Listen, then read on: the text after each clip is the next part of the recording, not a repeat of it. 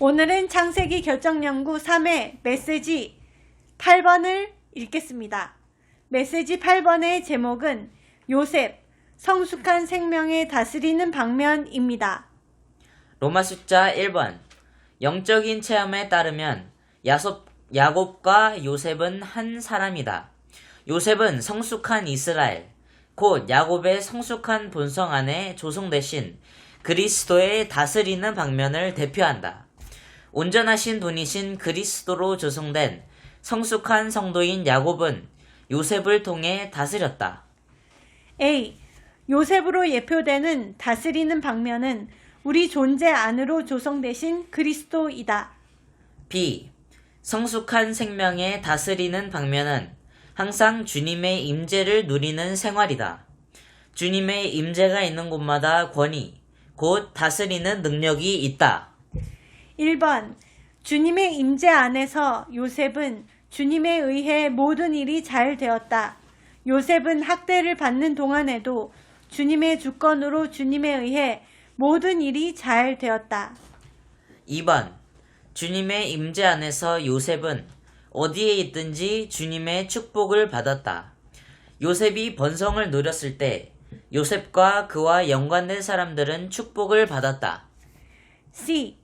요셉은 비록 자신의 꿈도 이루어지지 않았지만 두 동료 제수의 꿈을 해몽할 믿음과 담대함이 있었다.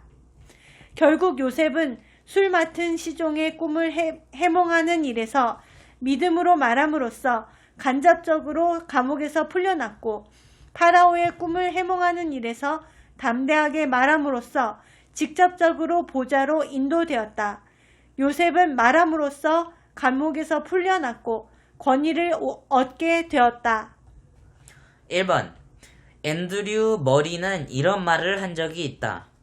좋은 말씀의 사역자는 언제나 자신이 체험한 것 이상의 것을 공급해야 한다. 이것은 이상이 성취된 것에 따라서 말하기보다 그 이상 자체에 따라서 더 많이 말해야 한다는 것을 의미한다. 2번. 비록 우리의 이상이 성취되지 않았을지라도 우리는 여전히 그것을 다른 사람들에게 말해야 한다. 우리의 이상이 성취될 때가 올 것이다. 요셉의 꿈은 결국 요셉이 술 맡은 시종의 꿈을 해석함으로써 성취되었다. 3번. 우리가 그리스도를 살아 나타내고 있다면 우리는 어느 곳에 있든지 생명이나 죽음을 가져올 것이다. 요셉은 술 맡은 시종에게는 복직을 가져왔고 떡 맡은 시종에게는 처형을 가져왔다. D. 우리가 주님을 추구한다면 주님은 우리를 지하 감옥 안으로 넣으실 것이다. 지하 감옥이 없으면 우리는 보좌에 오를 수 없다. 우리는 지하 감옥에서 중퇴해서는 안 된다. 우리는 졸업해서 면류관을 받을 때까지 반드시 지하 감옥에 머물러야 한다. 2. 우리는 우리의 느낌에 따라서가 아니라 하늘에 속한 이상에 따라서 말해야 한다. 우리는 하나님의 영원한 경륜의 이상을 가진 사람들, 즉 하나님의 영원한 경륜을 본 사람들이다.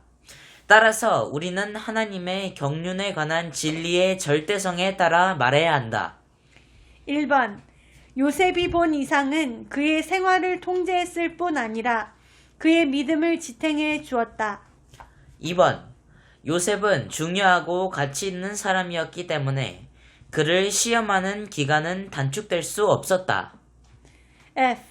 요셉은 보좌에 오를 때 영광과 선물을 받았다. 이 점에서 요셉은 승천 안에서 영광과 선물을 받으신 그리스도의 예표이다. 1번. 반지와 옷과 금사슬은 그리스도께서 승천하셨을 때 받으신 선물들을 묘사하며 그리스도는 이러한 선물들을 교회에게 전달해 주셨다. Small a. 인장 반지는 그리스도를 믿는 이들 안에 그리고 믿는 이들 위에 도장 찍으시는 성령을 상징한다. Small b. 옷은 하나님 앞에서 우리를 의롭다 하시기 위해 우리의 객관적인 의가 되시는 그리스도를 상징하며 또한 어린 양의 결혼잔치에 참여할 자격을 얻도록 우리가 살아낸 주관적인 의가 되시는 그리스도를 상징한다. Small c. 금사슬은 순종하는 사람들에게 주어져 그들의 복종으로 표현되는 성령의 아름다움을 상징한다.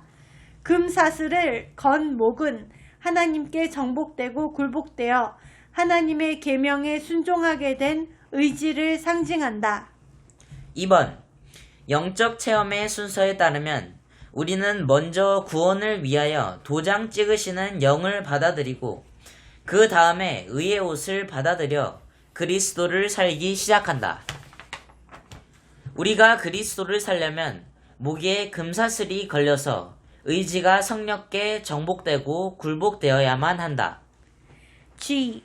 죽음의 감옥에서 부활하고 승천의 위치로 이끌린 후에 요셉은 아스낫과 결혼했다.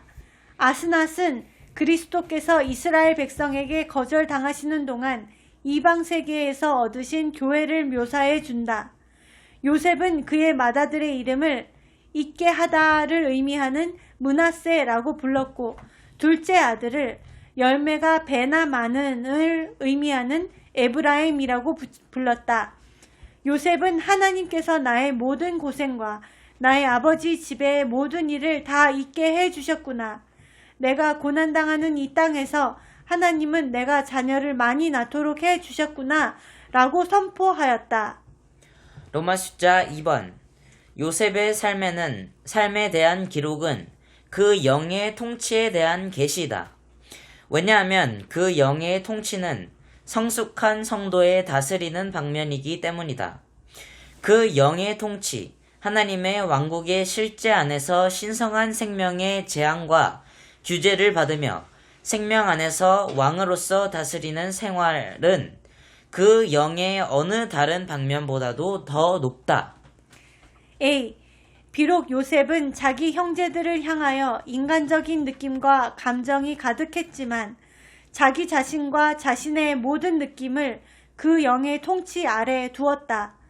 요셉은 그의 형제들이 온전하게 되고 건축되도록 그들을 합당하고 지혜롭고 분별력 있게 다루었으며 그들의 필요에 따라 그들을 징계하였다. 이것은 그들을 이 땅에서 하나님의 증거로서 함께 사는 단체적인 백성이 되게 하기 위한 것이었다. B. 요셉은 자기를 부인하였으며 자기를 전적으로 하나님의 주권적인 인도 아래 두었고 또 전적으로 하나님과 그분의 백성의 유익을 위하여 처신하였다. C. 하나님의 제한 아래 산 요셉의 생활은 그리스도의 인간 생활을 보여주는 그림이다. 이러한 생활은 신성한 생명의 성숙함과 온전함을 나타내었고 하나님의 왕국을 가져왔다. D. 요셉이 그의 형제들을 다루는 것에서 우리는 그가 형제들에 대한 사랑을 가지고 평온한 생활, 깨어있는 생활, 분별 있는 생활을 한 것을 볼 수 있다. 이러한 생활이 자아를 부인하는 생활, 곧 왕국 생활을 실행하는 것이다. 2. 요셉의 감정과 느낌과 고려와 선호는 전적으로 그 영의 통치와 조절 아래 있었다. F. 요셉의 이야기가 보여주는 생명은 부활 생명, 곧 하나님의 생명이다. 요셉의 감정은 그의 형제들의 필요를 채우기 위해 부활 생명의 조절 아래 있었다. G. 요셉은 신약에 계시된 것의 생생한 예시이다. 요셉은 자신을 위한 유익이나 자신을 위한 누림이나 자신의 느낌이나 자신을 위한 야심이나 자신을 위한 목표가 없는 자아를 부인하는 사람이었다. 모든 것이 하나님과 그분의 백성을 위한 것이었다. 요셉이 하나님의 주권적인 손 아래서 제한받으며 자아를 부인한 것은 왕국 생활을 실행하는 열쇠였다. H. 가장 능력 있는 사람은 자신이 할 수 있는 것을 하지 않을 힘을 가진 사람이다. 이것이 진정한 자아 부인이고 참되게 십자가를 지는 것이다. I. 비록 요셉의 형제들이 요셉에게 악한 일을 하려고 했지만 자신을 이집트로 보내신 분은 바로 하나님이라는 것을 요셉이 깨달은 것은 바울이 로마서 8장 28절과 29절에서 말한 것의 실제이다. J. 요셉은 형들을 용서할 필요가 없었다. 왜냐하면 형들을 탓한 적이 없었기 때문이다. 그는 형들이 자신에게 한 모든 일을 하나님에게서 온 것으로 받아들였고 또 자신에게 상처를 준 사람들을 위로하였다. 그에게 얼마나 놀라운 은혜가 있었는지, 그의 영은 얼마나 탕월했는지. 로마 숫자 3번. 요셉은 고난을 당하고 자신을 부인하였기 때문에 풍성한 생명 공급을 얻었다.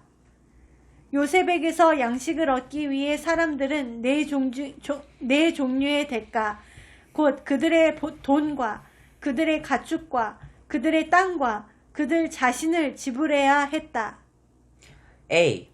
돈은 편익을 나타내고 가축은 생계수단을 상징하며 땅은 재산을 나타낸다. 우리가 분배하는 분이신 주님에게서 생명 공급을 받기 원한다면 반드시 그분께 우리의 편익과 우리의 생계수단과 우리의 재산을 드려야 한다. 주님께 드리면 드릴수록 우리는 더 많은 생명 공급을 그분께 받게 된다. B.